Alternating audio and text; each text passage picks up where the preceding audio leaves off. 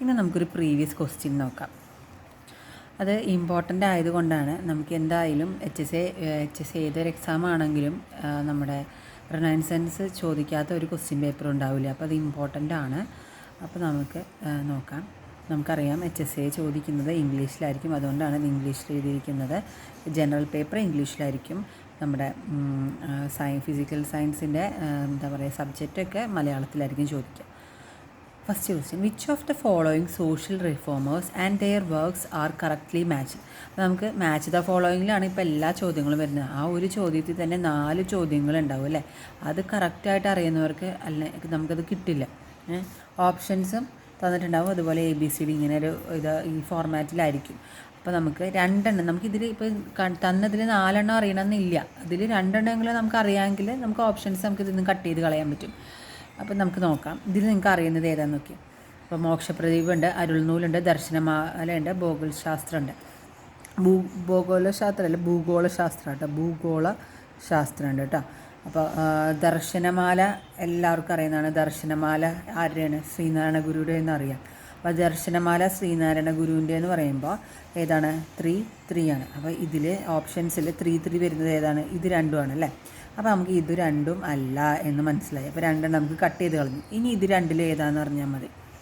അപ്പോൾ ഭൂഗോളശാസ്ത്രം അധികം ആരും കേട്ടിട്ടുണ്ടാവില്ല. അത് ചട്ടമ്പി സ്വാമികളുടെയാണ്. കണ്ടോ ഓപ്ഷൻസിൽ 4. അപ്പോൾ ഭൂഗോളശാസ്ത്രം എന്ന് പറയുന്നത് നമുക്ക് ചട്ടമ്പി സ്വാമികൾ. ഇതൊരു പ്ലസ് ആയിട്ടൊരു പോയിൻ്റ് ആട്ടോ. നമുക്ക് അധികം ചോദിച്ച് കണ്ടിട്ടില്ല. ഭൂഗോളശാസ്ത്രം ആരുടെയും ചോദിച്ച് കണ്ടിട്ടില്ല. ദർശനമാല, അരുൾനൂലും, മോക്ഷപ്രദീപമൊക്കെ ചോദിക്കാറുണ്ട്. ഭൂഗോളശാസ്ത്രം അധികം കണ്ടിട്ടില്ല. അപ്പോൾ ഇതെന്തായാലും ഇനിയുള്ള ക്വസ്റ്റ്യൻ പേപ്പറിൽ നമുക്ക് പ്രതീക്ഷിക്കാം.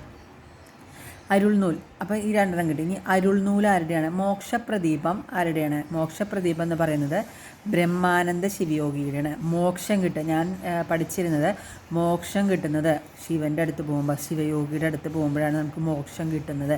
അങ്ങനെയാണ് പഠിച്ചത്. മോക്ഷപ്രദീപ കണ്ടന ആരുടെയാണ്? ബ്രഹ്മാനന്ദ ശിവയോഗി. അപ്പോൾ 1, 2 ആണ് ആൻസർ. അപ്പോൾ അതേതാണ് ആൻസർ? B ആണ് answer, correct answer. അരുൾനൂൽ ആരുടെയാണ്?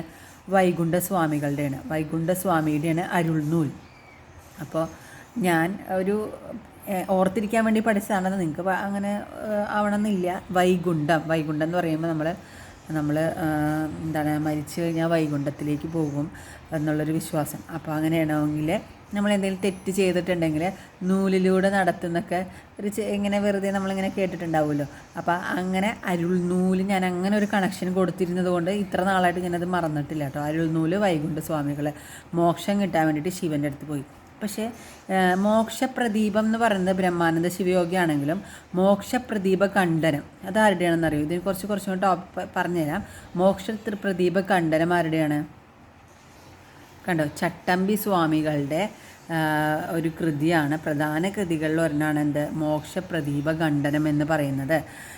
The book of Chattampi Swamikal which criticise Mokshapradeepam, a work written by Brahmananda Shivayogi. Brahmananda ശിവയോഗിയുടെ മോക്ഷപ്രദീപം എന്നുള്ള പുസ്തകത്തിനെ ഗണ്ണിച്ചിട്ട് അതിനെക്കുറിച്ച് ക്രിട്ടിസൈസ് ചെയ്തിട്ട് പറഞ്ഞിട്ടുള്ള ആളാരാണ്? ചട്ടമ്പി സ്വാമികളാണ്. അപ്പോൾ ഇത് മാറിപ്പോരുത്. മോക്ഷപ്രദീപം എന്ന് പറയുമ്പോൾ ബ്രഹ്മാനന്ദ ശിവയോഗി, മോക്ഷപ്രദീപ ഖണ്ഡനം എന്ന് പറയുന്നത് ആരുടെയാണ്? ചട്ടമ്പി സ്വാമികളുടെയാണ്.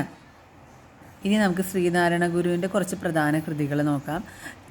കൂടുതലായിട്ടും കണ്ടിരുന്നതാണ് ഞാനിപ്പോൾ പറയുന്നത്. നവമഞ്ചരി ആരുടെയാണ്? ശ്രീനാരായണ ഗുരുവിൻ്റെയാണ്. അത് ചട്ടമ്പി സ്വാമികൾക്ക് വേണ്ടി എഴുതിയ ബുക്കാണെന്ന് തോന്നുന്നു നവമഞ്ചരി. അതെനിക്ക് ഉറപ്പില്ല കേട്ടോ, നവമഞ്ചരി ആരുടെ നോക്കണം. പിന്നെ കൂടുതലായിട്ട് കണ്ടിരിക്കുന്നത് പിണ്ടനന്ദി ചോദിച്ച് കേട്ടിട്ടുണ്ട്. പിണ്ടനന്ദി, ദർശനമാല, പിന്നെ എന്താണ് ജാതി നിർണയം, ജാതി പ്രബോധന കൃതികളാണ്. ജാതി നിർണയം, ജാതി ലക്ഷണം, അതൊക്കെ ചോദിച്ച് കണ്ടിട്ടുണ്ട്. പിന്നെ ഏതാണ്? ഇത് ഫുള്ളായിട്ട് നമുക്കിങ്ങനെ ഓർത്തിരിക്കാൻ കഴിയില്ല. അപ്പോൾ നമുക്ക് അറിയുന്നത് കൂടുതലായിട്ട് പഠിക്കാം. ആത്മോപദേശ ശതകം കേട്ടിട്ടുണ്ട്, അദ്വൈത ദീപിക. അപ്പോൾ അതൊക്കെ എന്തായാലും ഇമ്പോർട്ടൻ്റ് ആയിട്ടുള്ളതാണ്, എന്തായാലും പഠിച്ചിരിക്കേണ്ടതുമാണ്. തിരുക്കുറൽ തർജ്ജമ ചെയ്തതാട്ടോ. തിരുക്കുറൽ തർജ്ജമ ചെയ്തിട്ടുണ്ട്. പിന്നെ ഇതൊക്കെയാണ് കൂടുതലാണ്. ജസ്റ്റ് ഒന്ന് വായിച്ച് നോക്കുക നിങ്ങൾക്ക്. അപ്പോൾ കൂടുതലായിട്ടും ചോദിക്കുന്നത് നമുക്കിങ്ങനെ ഓർത്തിരിക്കും. പിണ്ടനന്ദിയൊക്കെ ചോദിച്ച് കണ്ടിട്ടുണ്ട്. ജാതിവർണ്ണം, ജാതിലക്ഷണം, നവമഞ്ചരി, അതുപോലെ തിരുക്കുറൽ, ദർശനമാല, അദ്വൈത ദീപിക, ബ്രഹ്മവിദ്യാ പഞ്ചകം, ഇതൊക്കെ ഇമ്പോർട്ടൻ്റ് ആയിട്ടുള്ളതാണ് കേട്ടോ.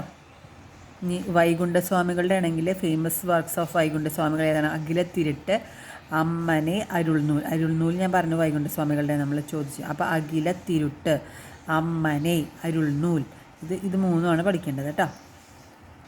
ചട്ടമ്പി സ്വാമികളുടെ നോക്കി അദ്വൈത ചിന്താ പദ്ധതി, അതുപോലെ ആദിഭാഷ, അതൊക്കെ ചോദിച്ചിട്ടുണ്ട്. ജീവകാരുണ്യ നിരൂപണം, വേദാന്തസാരം, പ്രാചീന മലയാളം, സർവമത സമാരസ്യം, അതൊക്കെ കേട്ടിട്ടുള്ളത്. ഇതൊക്കെ ചോദിച്ചിട്ടുള്ള ചോദ്യങ്ങൾ, അതെന്തായാലും ഓർത്തിരിക്കണം കേട്ടോ. ഇതൊക്കെ ആദിഭാഷ, ദ്വൈതവരം, ജീവകാരുണ്യ നിരൂപണം, പുനർജന്മ നിരൂപണം, വേദാധികാര നിരൂപണം, വേദാന്തസാരം, പ്രാചീന മലയാളം നല്ല എപ്പോഴും ചോദിക്കാറുണ്ട്. പ്രാചീന മലയാളം, അദ്വൈത ചിന്താ പദ്ധതിയും ചോദിച്ചിട്ടുണ്ട്.